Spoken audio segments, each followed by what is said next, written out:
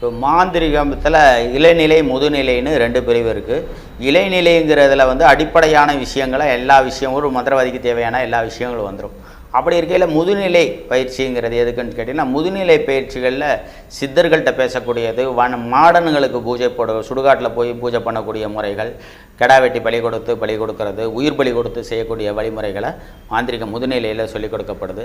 அடுத்தது ரசமணி செய்கிறது, நவபாசனம் செய்கிறது, அதுகளெல்லாம் மாந்திரிக முதுநிலையில் இருக்குது. முதுநிலை பயிற்சியில் அது மாதிரி செய்கிறோன்னு சொன்னால் இப்போ டைரெக்டாக இப்போ இளநிலை எடுக்காமல் அவங்க முதுநிலைக்கு கண்டிப்பாக போக முடியாது. உதாரணத்துக்கு 1வது 2வது படிக்காமல் ஹையர் இது படிக்க காலேஜுக்கு போக முடியாது. அது மாதிரி இந்த அடிப்படை பயிற்சி எடுத்தவங்க மட்டும் அதில் தேர்ச்சி அடைஞ்சவங்க முதுநிலைக்கு பயிற்சிக்கு போனாங்கன்னா அவங்க ரசமணி செய்யக்கூடியதை தெரிஞ்சுக்கலாம், நவபாசனம் செய்கிறத தெரிஞ்சுக்கலாம், தங்கம் செய்கிறத தெரிஞ்சுக்கலாம்.